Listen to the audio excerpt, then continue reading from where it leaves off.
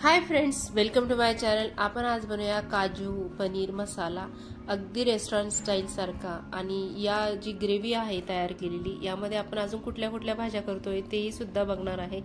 मस्त अशी रोटी बनवलेली आहे आणि काजू मसाला पनीर बनवलेला आहे।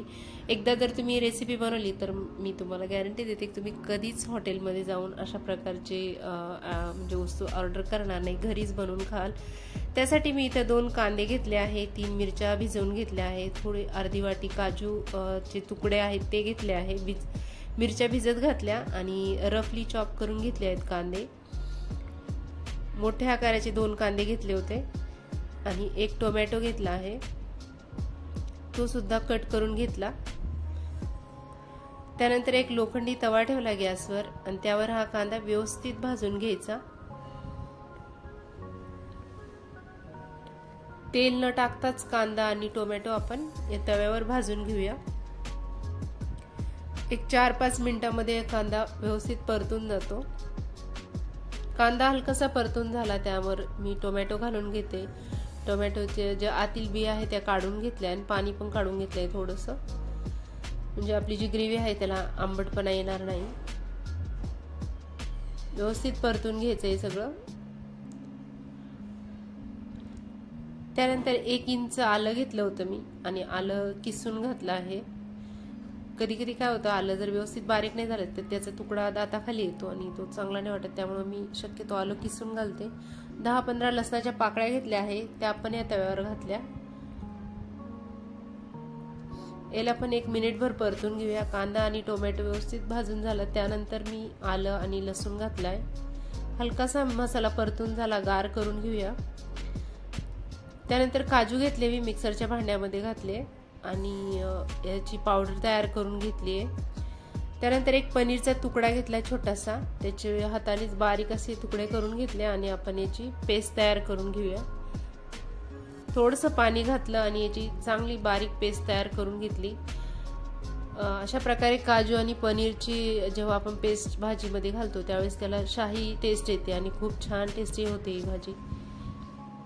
वाटीमध्ये काढून घेतली मी आणि याच मिक्सरच्या भांड्यामध्ये या भिजून घेतलेल्या मिरच्या घातल्या आहे आणि त्यानंतर आपला मसाला परतून गार पण झाला होता, तो पण मी मिक्सरच्या भांड्यात घातला आणि अगदी थोडंसं पाणी टाकून अशा प्रकारे आपण हे वाटण तयार करून घेऊया। हे तयार केलेलं वाटण फ्रीजमध्ये अगदी 3-4 दिवस सुद्धा तुम्ही ठेवू शकता आणि याच्या अजून काजूची ग्रेव्ही म्हणा किंवा शेवभाजी किंवा पनीर मसाला, मटर पनीर अशा प्रकारच्या रेस्टॉरंटमध्ये एकच प्रकारची ग्रेव्ही तयार करून वेगवेगळ्या भाज्या बनवल्या जातात, त्या आपण तयार करू शकतो। मिक्स व्हेज कोरमा वगैरे सुद्धा आपण याने बनवू शकतो। त्यानंतर मी कढईमध्ये तेल घातलं, तेल गरम करून घेतलं आणि इथं बघू शकता तुम्ही मी काजू घेतले होते, जवळपास अर्धा तास भिजत घातले आणि भिजवल्यानंतर त्याला हलकंसं एका कॉटनच्या कापडावर टाकून सुकवून घेतले आणि त्यानंतर आपण हे काजू तळून घेऊया। हलकासा कलर बदलून घ्यायचा काजूचा आणि काढून घ्यायचे।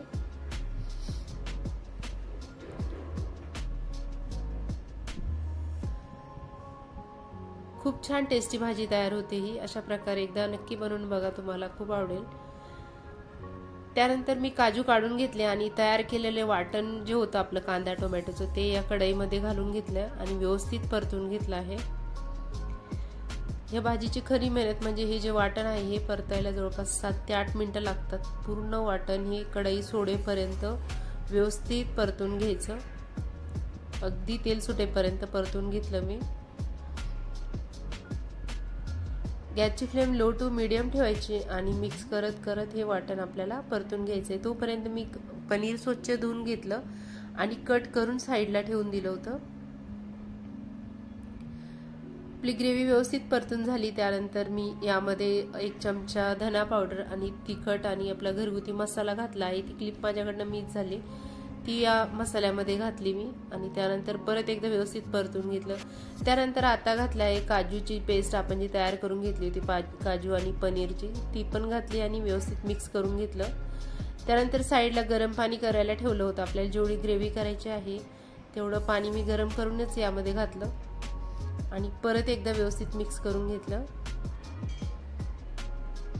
चांगलं एकजीव करून घ्यायचं आणि चवीपुरतं मीठ घालून ही भाजी व्यवस्थित उकळून घ्यायची. ग्रेव्ही एक 4-5 मिनिटं व्यवस्थित उकळून घ्यायचं.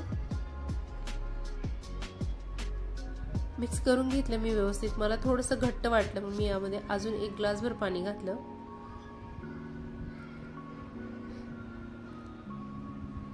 पाणी घातल्यानंतर चवीपुरतं मीठ घातलं आणि नंतर वरून कोथिंबीर घातली. झाकण ठेवून एक 2-3 मिनिटं जी ग्रेव्ही आहे ती व्यवस्थित उकळून झाली होती. त्यानंतर मी यामध्ये तळून घेतलेले काजू आणि पनीर घातलं आहे आणि पनीर घातल्यानंतर परत एक 3-4 मिनिटांसाठी आपण व्यवस्थित ही ग्रेव्ही तयार करून घेऊया, शिजवून घेऊया. हलकीशी उकळी येते आणि मस्त अशी ग्रेव्ही तयार होते. खूप छान टेस्टी तयार होती ही भाजी. नक्की बनवून बघा.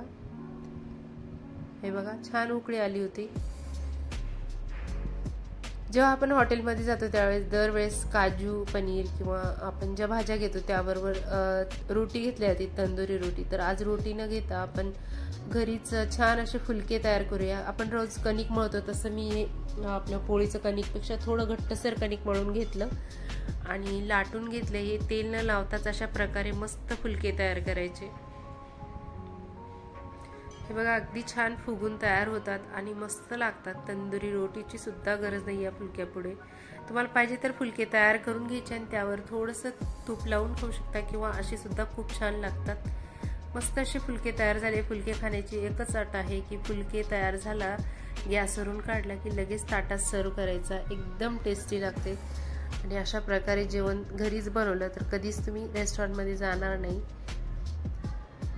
हे बघा मी सर्व फुलके असेच तयार करून घेतले. मस्त फुगून असे तयार होतात. फक्त ही जी कणिक आहे ती आपल्याला एक 20-1 मिनिटं भिजू द्यायची आणि एक थेंबही तेल न लावता अशा प्रकारे फुलके तयार करायचे. आपण भाजीमध्ये आज भरपूर तेल घातलंय, पनीर काजू सगळं घातलंय, त्यामुळं थोडं बॅलन्स करायचं डाएटला म्हणून हलकं कमी तेलाचं म्हणण्यापेक्षा अजिबात तेल न वापरता मी या रोटी तयार करून घेतल्या. आणि हे बघा आपलं काजू मसाला पनीर इथं मी एका डिशमध्ये सर्व करून घेतला आहे. त्याबरोबर रोटी आणि मस्त असे कांदे कट करून घेतलेला कांदा टोमॅटो याबरोबर सर्व करायचा.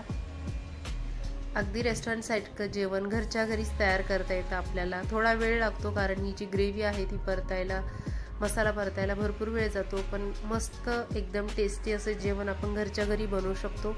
नक्की बनवून बघा.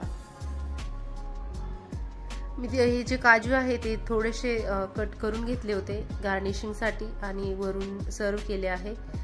मी या भाजीसाठी जे पनीर वापरलं होतं ते 400 ग्रॅम होतं आणि काजू 100 ग्रॅम होते. त्यानंतर जे पनीर आणि काजूची पेस्ट आपण मिक्सरच्या भांड्यात काढून घेतली होती ती मी वरून गार्निशिंगसाठी वापरली.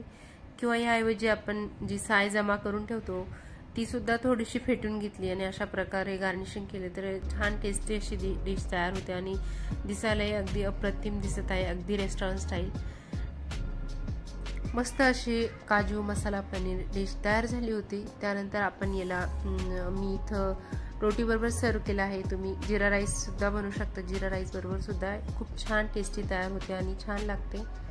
नक्की बनवून बघा. व्हिडिओ थोडा जरी आवडला असेल तर एक लाईक नक्की करा. चॅनल सबस्क्राईब करा. तुमच्या फॅमिली अँड फ्रेंड बरोबर व्हिडिओ नक्की शेअर करा.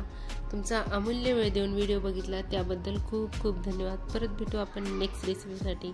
याच प्रकारे मी अजून टिफिन रेसिपी सुद्धा शेअर केली आहे. ती व्हिडिओ बघितला नसेल तर तो व्हिडिओ सुद्धा नक्की बघू शकता. कारण स्कूल चालू झाले आहेत मुलांना, आपल्याला टिफिनला रोज काय देवा हा प्रश्न पडतो. तर थोडे जरी तुम्हाला उपयोगी झाले मी बनवलेल्या रेसिपी तर मला खूप आनंद होईल. व्हिडिओला नक्की व्हिजिट करा. Thank you so much.